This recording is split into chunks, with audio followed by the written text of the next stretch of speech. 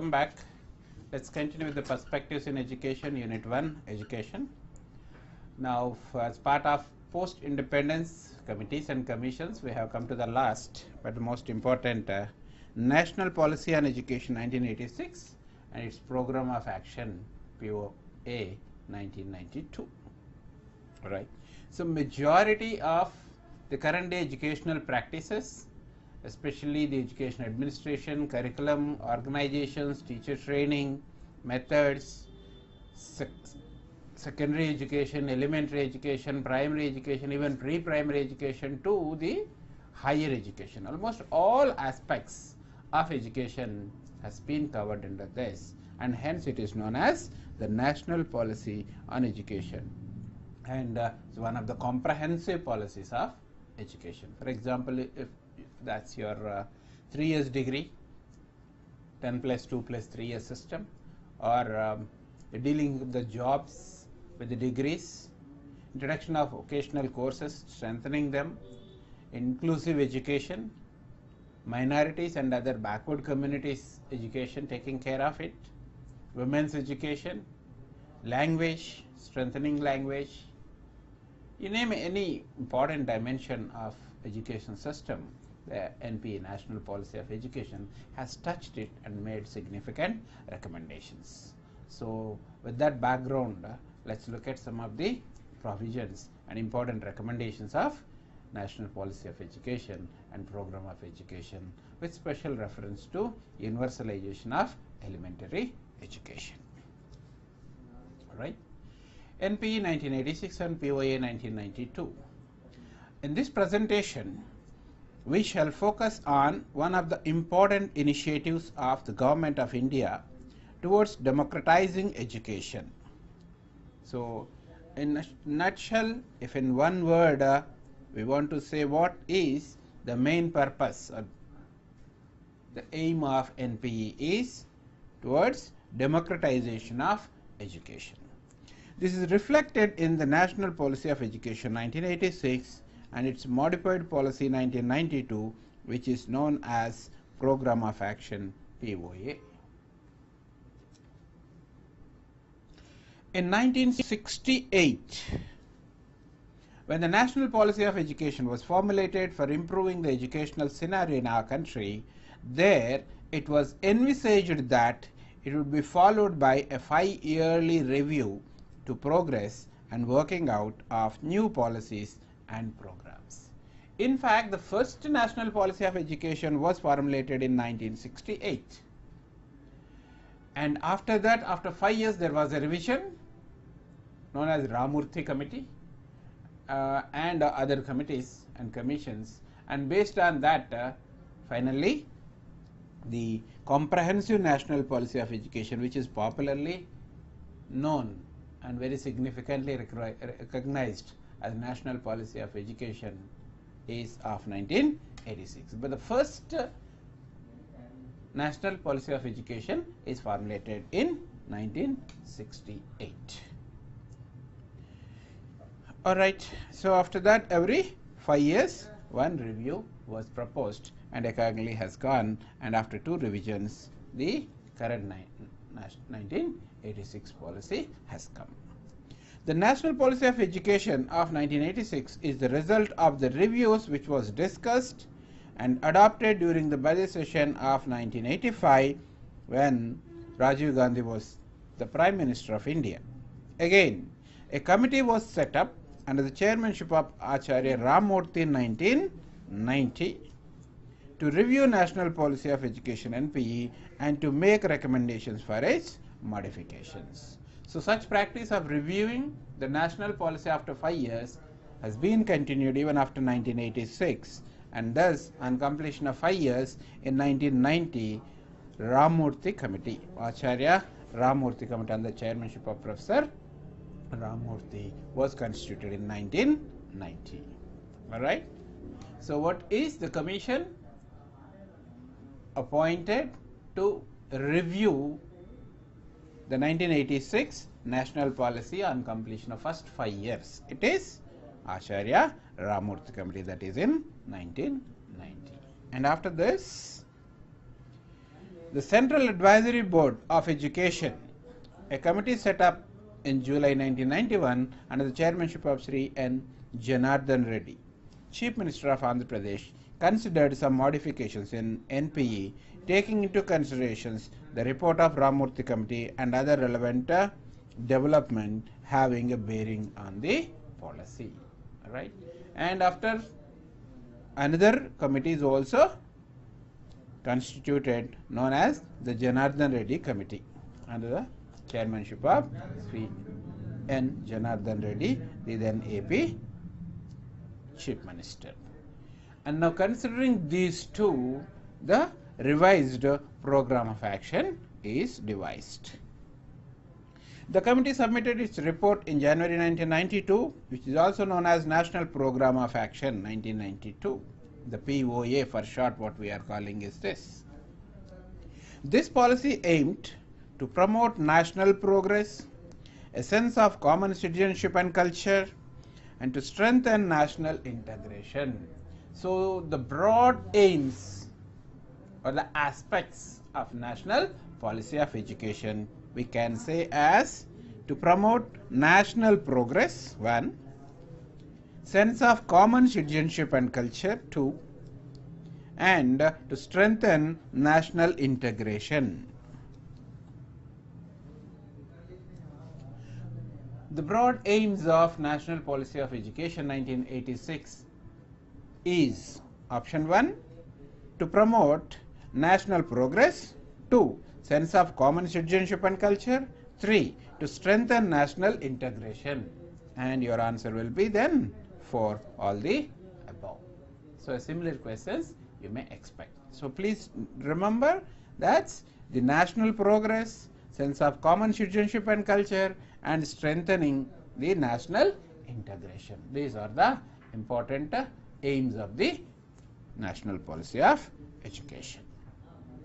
It laid stress on the need for a radical reconstruction of the education system to improve its quality at all stages. So, please note that at all stages, the previous committees as like University Education Commission or the Radhakrishna Commission focused on the university education or the higher education. The Mudaliar Commission of 1952 focused on the secondary school education. Like this, various committees have focused on a particular level of education, but for the first time a comprehensive policy covering all stages and the quality education, to improve the quality of education at all stages, was given by the National Policy of Education 1986, and therefore gave much greater attention to science and technology, the cultivation of moral values, and a closer relation between education and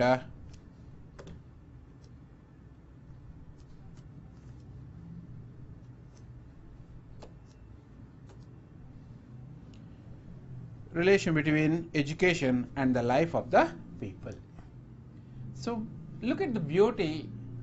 The policy has considered and recommended on one hand a greater attention to science and technology, on the other hand cultivation of moral values, both sciences and the social sciences.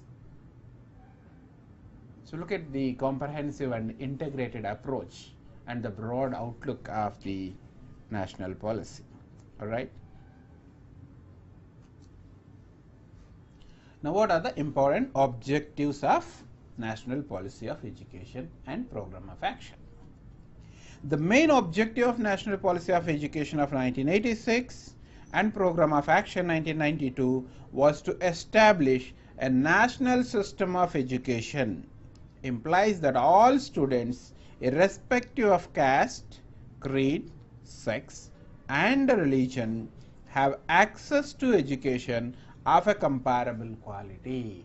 So, the most important aim of national policy is that is national system of education, or in its concrete terms, that all students, irrespective of caste, creed, sex, and religion, have access to education of a comparable quality. So this all students, please note that the spirit of your UEE, universalization of elementary education, that too of a quality. That's the main aim of the national policy of education. And then actually the objectives of this policy had been divided into several aspects, because it deals with starting from your preschool education to primary education, elementary or high school education, secondary education, and then intermediate, graduation, post graduation, that is higher education, and all aspects it has covered. In view of that, the objectives of this national policy had been divided into several aspects. Let's look those important aspects. In relation to elementary education, one of such important aspects is elementary education. Following are the major objectives of National Policy of Education 1986, mainly universal access and enrollment, universal retention of children up to 14 years of age, and a sustainable improvement in the quality education to enable all children to achieve essential levels of learning. Now look at the broad aims or objectives with regard to elementary education.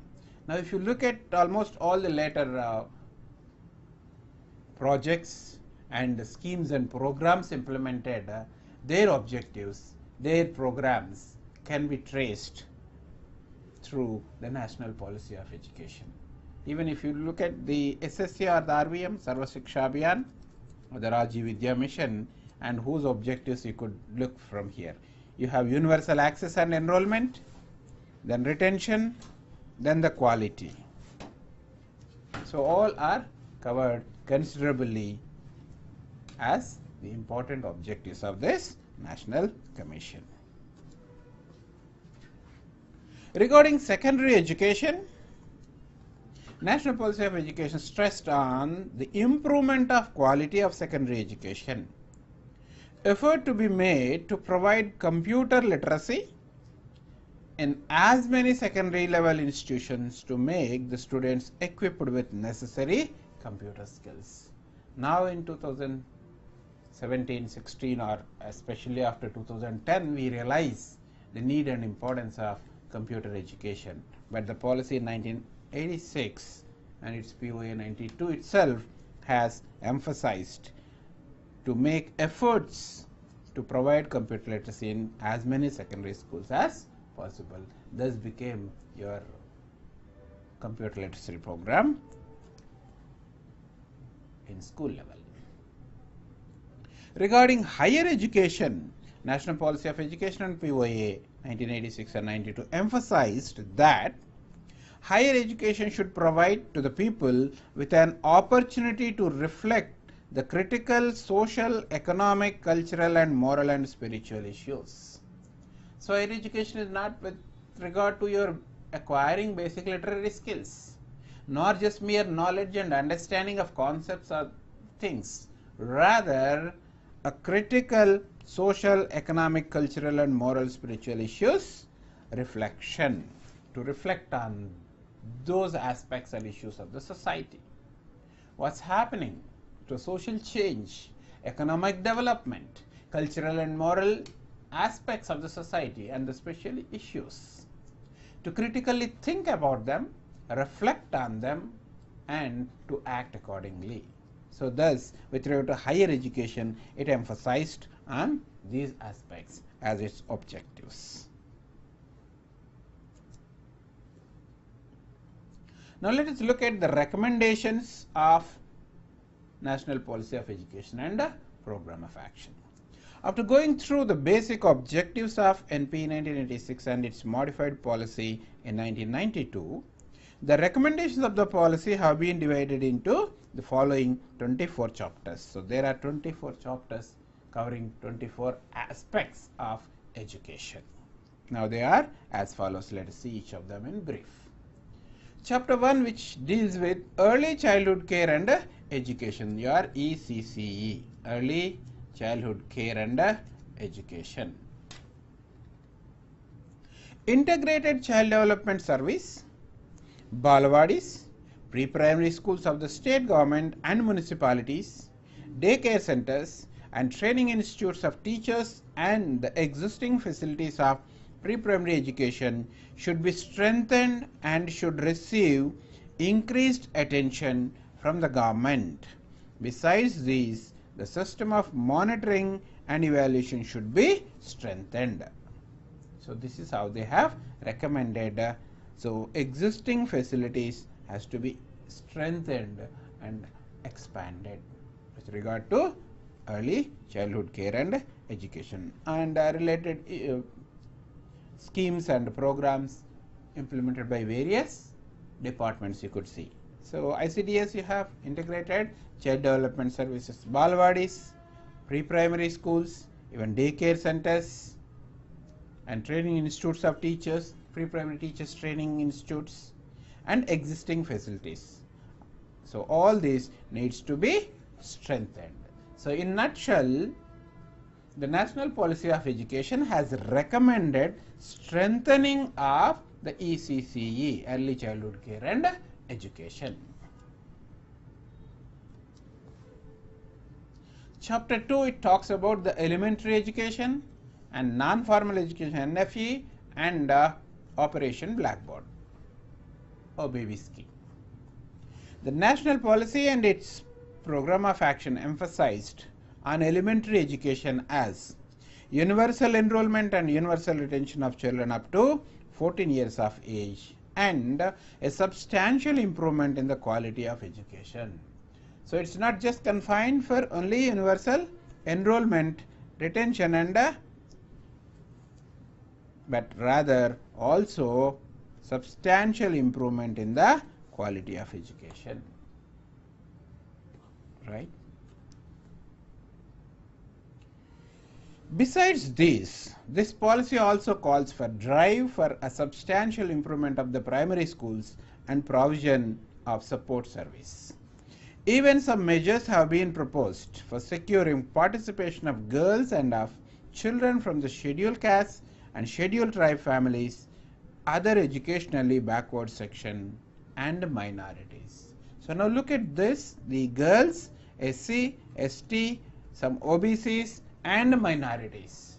The concept of inclusion,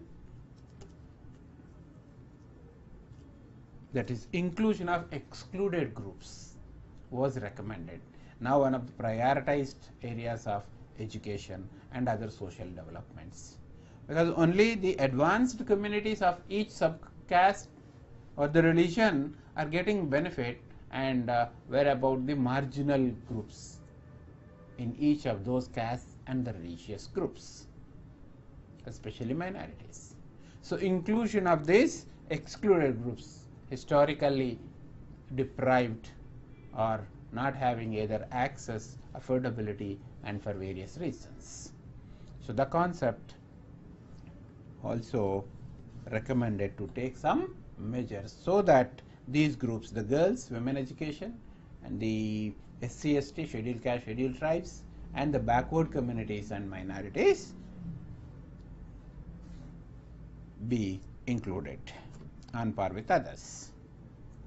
In the context of Operation Blackboard, the policy envisaged the following facilities that should be kept for implementing the Operation Blackboard. 2 reasonably large rooms that are usable in all weather. So if you could look at the APEP Andhra Pradesh primary education program at that time in our state and the Rajiv Vidya mission or the Sarva Shiksha Abhiyan, still we concentrate on at least a minimum all weather sustainable building should be there. The necessary toys and games material, blackboards, maps, charts and other learning materials.